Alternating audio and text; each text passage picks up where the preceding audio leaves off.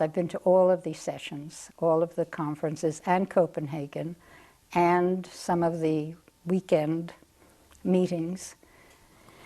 And I'm just delighted to find all of these educated persons who are searching for a vagary at the moment, something which we would have considered metaphysical in the past. And I see them standing on the shoulders of the metaphysicists of the past and the philosophers who think a thought. The thought disappears. It wanders.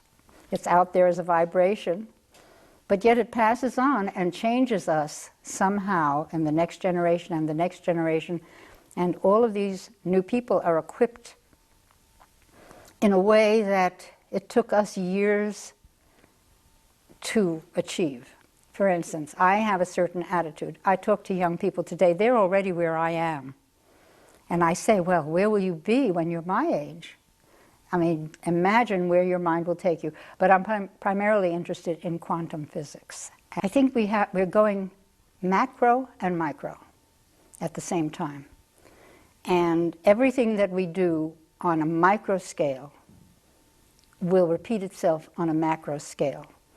And that our capacity to transmute material, whether it's information or actual matter, as Milton Friedman points out, you know, with his pencil being an example of all humankind, it represents everything on the planet.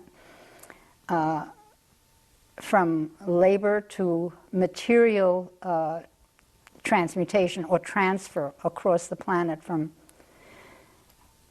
the swarming of humans in reaction to even bacteria that are affecting us. And I see us really as, at this point, responding to an imperative which we don't yet see or recognize.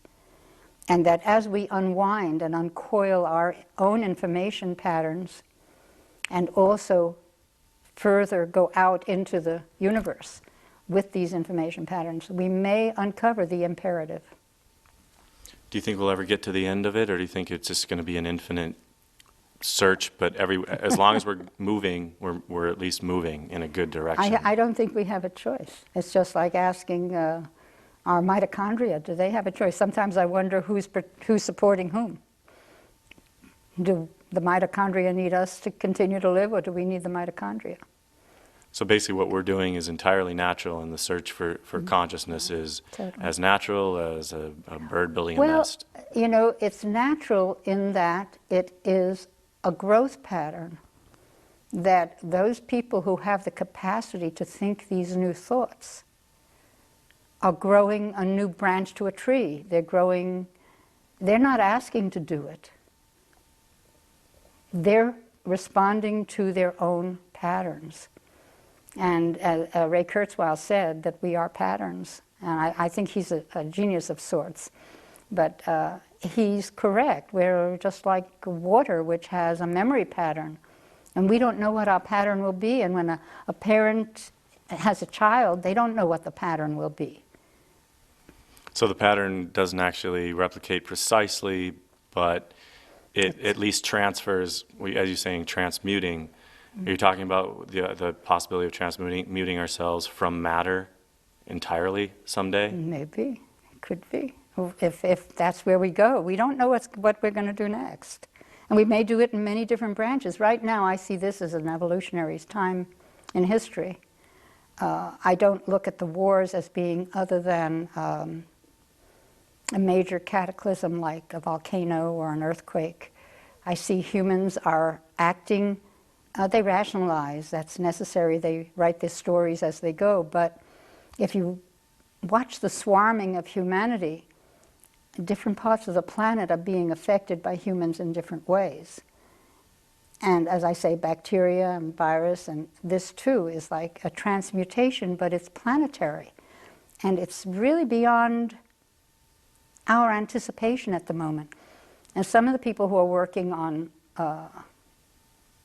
I guess, mechanical methods of opening up our patterns or exposing us to the potential of future patterns, this could be very interesting, because we may then begin to know what the imperative is. It's a strange time, but it's very exciting. And it's wonderful to find all these young people who are willing to do this wonderful work. Basically, I'm a retired interior designer, and I've always followed along sort of a path of uncovering various, like I was reading Teilhard de Chardin while I was studying Goethe on color, so that I could teach color to my students, that kind of thing. So I was teaching vibrations and color vibratory systems when I was 30 years old, which is a long time ago. And I also believe that people who work in space planning, who work in smaller scales, have a different way of using their brains or growing their brains. They don't know it. I mean, I didn't know it. I was totally zombied out then. I mean, I didn't know where I was going, didn't make these connections. So the idea of arranging a finite space that's smaller, when it's limited. When you're working in miniature, when you're miniaturizing everything and yet empathizing it at the same time, when you have to use it physically and then express it in another scale, in another area, and for other people, then you are doing something with your mind that may not be particularly the usual thing to do. As Rama talks about using, basically building from one metaphor to the next, or an association. That's interesting. Yes, that applies. That applies. And quantum is the direction to go, because it's also micro and macro, that we must uncover the quantum, discover, or at least eliminate it. And you think it's not been eliminated satisfactorily or no way. satisfactorily yet? No. When you heard Nancy Wolfe just speak, I mean, she's really working on the gel that surrounds the microtubule. She wants to define the tubulin. She wants to unwind the protein, the amino acid. She wants to really understand how water and the vortex of water relates to the construction of an energy field within the microtubule, and how the microtubules then relate to a transfer of, I guess, wave function, or how that quantum effect will. There must be some synapse in there, something that doesn't connect, something which we can't yet measure, that they are working on. So your common sense, your intuition says that the scientists who are saying that's a red herring, the whole quantum physics they're thing. wrong. No, you can't do that until you know it. And we know that you read articles, I read articles, about glia, about astrocytes. And nobody here, except I noticed that Nancy just mentioned glia in her talk for the first time. Some of the speakers are talking about neurons. They're talking about dendrites, but they're not talking about the fact that an astrocyte never touches anything, and yet it sends a message. Now, where is it doing it from? In other words, what is this magnetic field or electromagnetic body of information, or space, or vacuum? We don't know.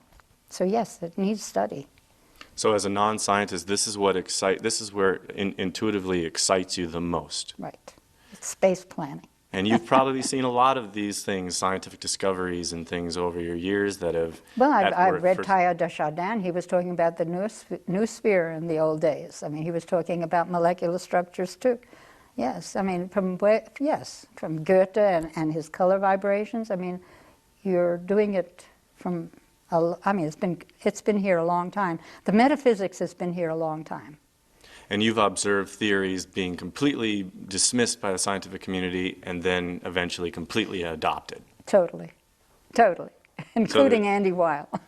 So there's no reason to believe that won't happen again. Of course not. No, the quest is what we're all about. Great. You've got to get to the next plateau to ask the next question. And this question has not been answered. So this is, And when this question is answered, then we will be at the next mechanical level. Humans don't move until they create a mechanic. In other words, you don't sit until you make the chair. And that goes back to Egyptian times. So basically, when we make the next machine, and it becomes real to the human, then the human will take the next step in thought.